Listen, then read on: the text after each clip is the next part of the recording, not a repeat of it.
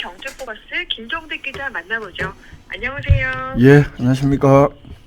네, 경주 중저준위 방사성 폐기물 처분 시설에서 모든 중저준위 처분이 시작됐다고 하던데 이게 어떤 의미입니까? 11일 날 경주시 문무대학면 봉길리에 있는 이 중저준위 방사성 폐기물 처분 시설에 이번에 처음으로 경주 방패장 운영 이후에 처음으로 중준위 폐기물을 처분을 했습니다. 이에 따라서 모든 중저준위 방사성 폐기물의 처분을 하게 됐다는 것이 환경공단 측의 설명입니다. 네, 그동안에는 중준위를 제외한 저준위, 극저준위 방패물만 그럼 처분한 건가요? 그렇습니다. 이 경주 방패장이 중저준위 방패장이잖아요. 그런데 이 방패물은 농도와 발열량 이 기준으로 고준위, 중준위, 저준위, 극저준위 이렇게 방패물로 구분을 하고, 이 경주 방패장은 고준위를 제외하고 이 중준위 이하의 방패물을 처분하는 그런 처분장입니다. 이 저준위는 주로 원전이나 원자력 시설에서 사용한 보호구나 장갑 이런 것들이고, 중준위는 잡고체, 폐필터, 폐수지 이런 상대적으로 방사능 농도가 저준위에 비해서 좀 더 높은 폐기물을 말합니다. 이 경주 방패장 조성 이후에 그동안에는 저준위하고 극저준위 방패물만 처분을 했다고 합니다. 2016년 방패물 분류 및 자체 처분에 관한 규정에 설정된 이 저준위 상한치 기준을 적용해서 이 중준위는 인수 및 처분 대상에서 제외되어 왔기 때문에 이 경주 방패장의 어떤 효율적 사용이라는 측면에서 문제가 좀 제기돼 왔기도 했고요. 네. 그러면은 이 중준위 처분을 할 수 있는 근거가 이제 최근에 마련됐다라고 볼 수 있는 거죠? 예, 그렇습니다. 지난 7월 달에 원자력 안전위원회에서 핵종별 방사능 농도와 발열량에 따라서 이 중저, 극저, 준위 기준을 선정하고 또 운영 변경을 의결을 했다고 하는데요. 그래서 공단에서는 지난 8월 달에 월성원전에서 반입한 482드럼의 방패물 가운데 중준위 방패물 20드럼을 이날 11일 날 처음으로 처분을 한 겁니다. 이 공단은 8월 달에 월성원전 482드럼을 포함해서 연말까지 고리원전 500드럼, 또 원자력 연구원 678드럼, 한울원전에서 808드럼 등의 중저준위 방패물을 인수할 예정이라고 하는데, 이런 양은 작년보다 한 23% 증가한 올해 4,100드럼을 인수하게 되는 것이고, 지난 2010년부터 지금까지 총 32,730드럼을 처분했다고 합니다. 네, 이 중준위 방사성 폐기물 처분 소식 살펴봤고요. 경주시가 7일 황성공원 일대의 도시바람길숲 조성 사업을 착공했네요. 예, 그렇습니다. 이 도시바람길숲 조성 사업은 워낙 산림청이 추진하는 사업입니다. 원래 취지는 이 도시 외곽의 산림에서 생산되는 이 맑고 찬 공기를 도심으로 끌어들여서 이 대기 순환을 통해서 미세먼지라든가 이 대기 오염물질, 또 뜨거운 도시 공기 이런 것들을 외부로 배출해서 도심 지역에 상대적으로 맑고 쾌적한 도시를 만들자, 이렇게 이제 추진하는 사업인데, 경주시에서는 지난 2021년에 이 황성공원하고 또 동천에서 황성 사이 철도 폐성 구간 이걸 묶어서 도시바람 길숲을 조성하겠다 하고 산림청 공모에 신청을 했고, 그러면서 선정이 경주시가 됩니다. 그래서 이 국비 100억을 포함해서 총 200억의 예산을 들여서 황성공원에 100억, 또 동천동에서 황성동 사이 철도 폐성 구간에 100억, 이렇게 총 200억으로 도시바람 길숲 조성을 추진을 하게 되는데, 이번에 이 동천동에서 황성동 사이 이 폐성 구간은 일단 제외를 하고 100억, 절반인 100억 원을 투입해서 황성공원 내에 약 16만여 평방미터의 부지에 숲을 복원하고 또 산책로, 물길 이런 조성을 하는 사업을 7일날 착공식을 가졌고요. 내년 12월 달에 완공할 예정이라고 합니다. 네, 그러면 지금 황성공원 부지 내 사유지 매입은 거의 마쳤죠?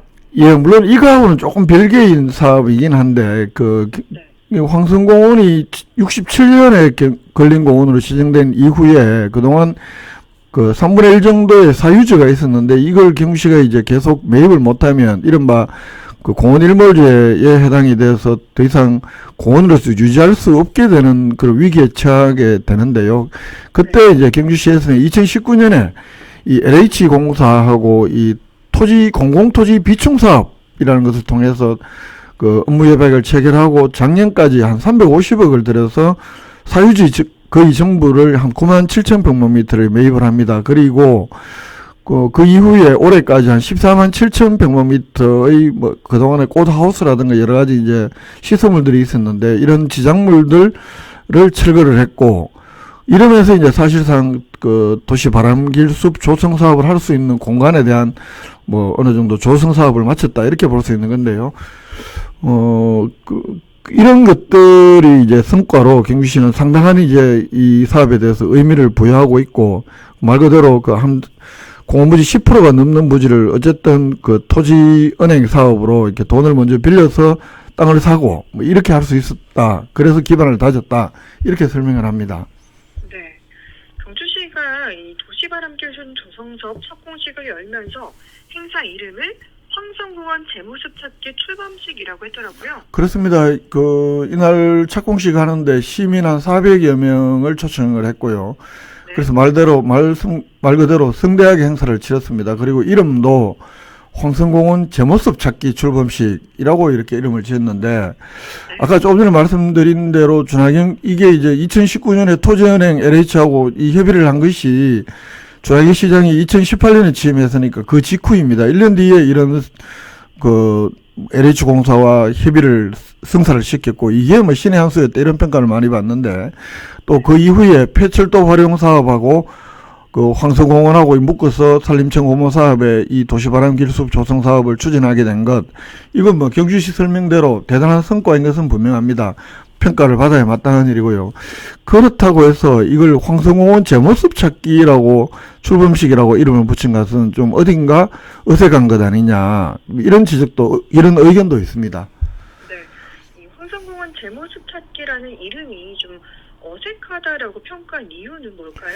이게 이제 전체적인 뭐 황성공원 마스터 플랜이라는 것이 지금 시민운동장을 철거를 하고 옛날 고성숲 원형을 복원하고 그리고 이 도시 바람길 숲 조성 사업을 하고 이런 걸 지금 추진한다는 건데, 이걸 해도 전체 숲 면적은 1967년에 그 당초에 황성공원 전체가 근린공원으로 지정될 당시에 비해서는 크게 줄어드는 것은 피할 수 없는 일이 되어버렸기 때문에 이런 이야기들이 나오는 겁니다.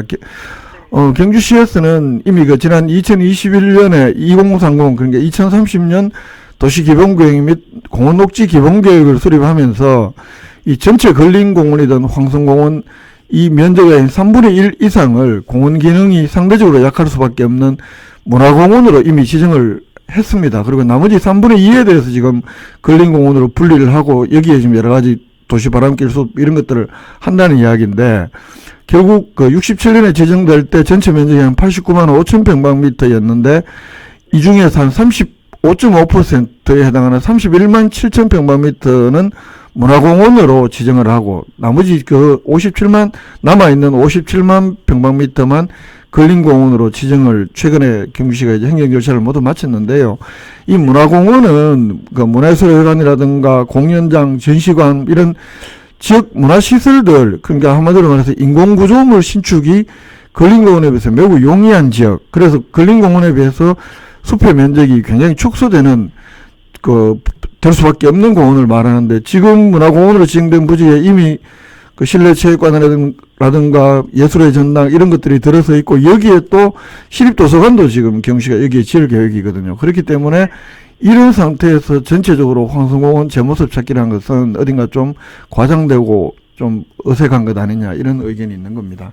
네, 그러니까 근린공원이든 황성공원을 문화공원과 황성공원 이렇게 분리하는 것도 행정이 자초한 결과다라고 하셨는데 그건 어떤 의미입니까? 그렇습니다. 결국은 이렇게 문화공원하고 황성공원을 분리하게 된 이유가 이 근린공원 내에 운동시설이라든가 도서관 시설 이런 면적이 전체 면적의 20%를 초과하면 안 되는데, 이미 경주시에서는 이미 오래전부터 20%를 초과하고 있었습니다. 그래서 법정 기준을 초과한 상황이었기 때문에 여기에 더 이상 시립도서관을 지을 수도 없는 것이고, 이렇게 됐기 때문에 경주시가 그 아이디어를 낸 것이 문화공원하고 근린공원으로 분리를 했다는 이야기고, 그동안에 이렇게 숲을 드러내고 콘크리트 실험장이라든가 시민운동장, 도서관, 문화예술회관, 실내체육관 이런 인공구조물들을 건립한 것은 모두 뭐 다른 그 민간 기업이 아니고 경주시가 했던 일이었거든요. 물론 그 준하경 시장 취임 이전에 과거 경주시 행정이 했던 일이긴 하지만 이 수십 년 동안 장기간 동안 무분별하게 이렇게 각종 공공시설 신축으로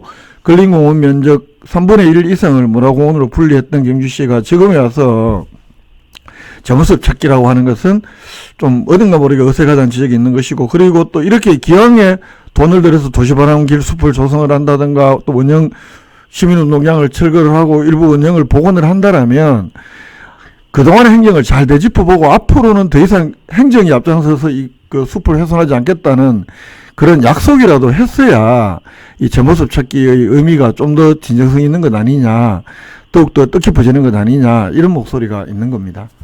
네, 황성공원 관련 소식이었고요. 마지막 소식은 경주 한우와 또 농축수산물을 저렴하게 판매하는 행사가 마련된다고요? 예, 그 15일부터 17일까지 황성공원 타임캡슐 광장에서 그 경주 한우와 농축수산물 한마당 축제라는 이름으로 열립니다. 여기에서는 뭐 경주 천연 한우라든가 이사금 농산물 등등 전시도 하고 또 일반 시장 가격보다는 좀 더 저렴하게 판매도 하고 또 한우라든가 살 도정을 체험하는 이런 프로그램, 또 한우 OX 퀴즈 이런 등등 다양한 이벤트도 그 진행이 되기 때문에 그 우리 지역에서 생산되는 그 한우하고 또 농축수산물 상대적으로 좀 저렴하게 구입할 수 있는 기회가 될 것으로 기대가 됩니다. 네, 경제 소식 김종득 기자와 함께했습니다. 고맙습니다. 예, 고맙습니다.